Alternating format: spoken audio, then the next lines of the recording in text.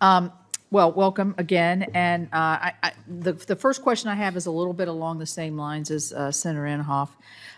You and I spoke briefly, and I mentioned a possible case study of a wastewater plant that would then remove the PFOA or PFAS from the water in terms of cleaning it, but then have biosolids left over and the disposal of those.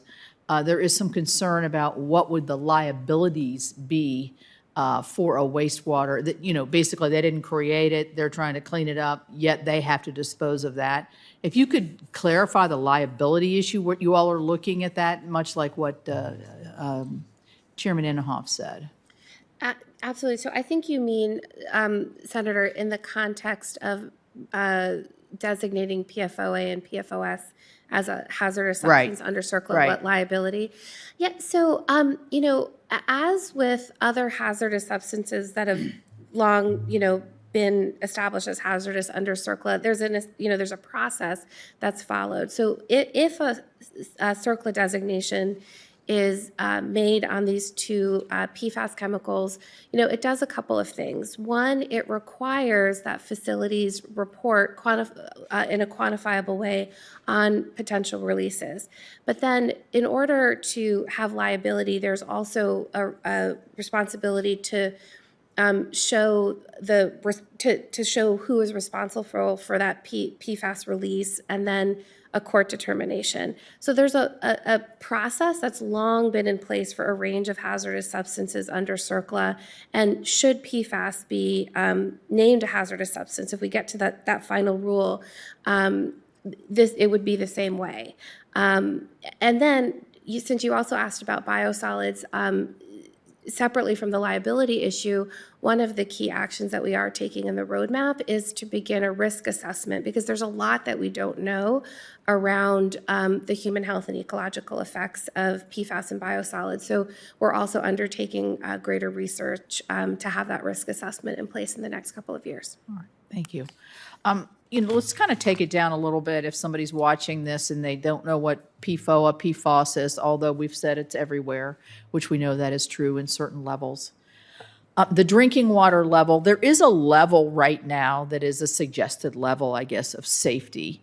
But you, in your strategic roadmap, have done something that I've been pressing for both through the last administration and this one, is to set a definitive level that's science-based, that we can know what our kids and grandkids are drinking, and we're drinking has an acceptable level.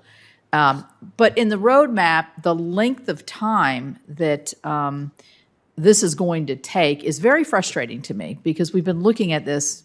Gosh, I've probably been involved with this issue 2 or 3 years. And why is it going to take so long when we know that the Office of Water can move more quickly? And if you could just explain to people who are listening right now what that level might be right now, and how you anticipate that this lengthy period of time is going to change that level. Yeah, Senator Capito, I share your frustration. We should have had a drinking water standard for PFOA and PFOS years ago. And so Administrator Regan and I, we are trying to make up for lost time in moving forward this designation. Why it's so lengthy, why it takes so long is, we have to follow the science, and we have to follow the law as we develop these regulations. And many of those steps and processes are established by Congress. Right. They're embedded in the Safe Drinking Water Act. I will say that we are very much trying to meet the statutory deadline, beat the statutory deadline of March 2023. So we intend to propose a rule by the fall of 2022. We will take, all of the interagency review and feedback. We will take ample public comment. It's such an important rule. We have to get it right. And then we are aiming to have that rule in place by 2023. We are not taking it lightly. We are concerned about communities who have been waiting far too long for such protections as a drinking water standard would provide. But please know we are moving with all deliberate speed, but we want to get something that's right, something that's durable, and that's grounded in science. Well, I want it to be right, and I want it to be grounded in science, but I am frustrated. And as looking through the roadmap, all of the different aspects of this, there's a lot in there, and there's a lot of things to do without finding a better way of stating that. So I would urge you, because I think this drinking water level is so very, very important, to prioritize this at the, if not the top, at near the top of the list, because of the impacts it will have all across this country. So thank you for coming.